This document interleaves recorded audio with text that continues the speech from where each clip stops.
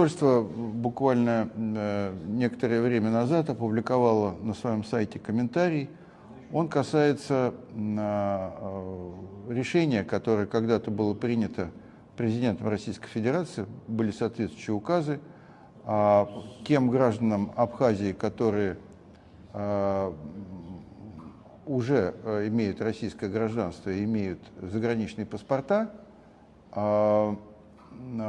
для того, чтобы им было более удобно на территории Российской Федерации получать различные услуги, ну, например, регистрировать транспортные средства.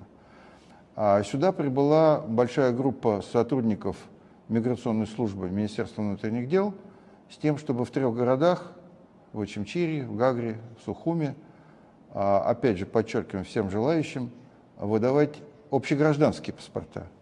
Не заграничные, а те паспорта, которыми располагает большинство граждан Российской Федерации. К сожалению, как мы понимаем, ряд депутатов Народного собрания не согласились с такой постановкой вопроса, стали, выдвигать тезис о том, что без особого разрешения этим заниматься нельзя. У нас позиция другая. Мы считаем, что для этого существуют все необходимые основания, в том числе ратифицированное Народным собранием соглашение об урегулировании вопросов двойного гражданства. Но учитывая, что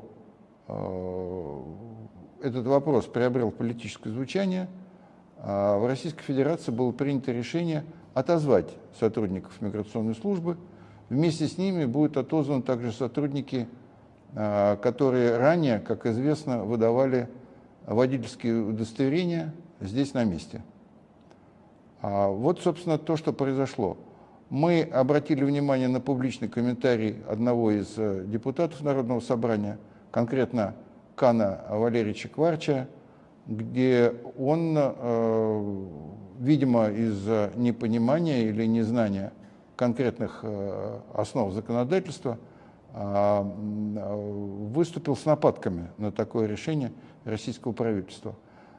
Мы, в свою очередь, в свое время исходили из того, что порядка 190 тысяч граждан Российской Федерации, постоянно проживающих в Абхазии, и из этого количества граждан не все имеют общегражданские паспорта, но, возможно, многие пожелали бы приобрести. Кстати сказать, Кан Валерьевич сам, когда был гражданином России, он такой общегражданский паспорт получил.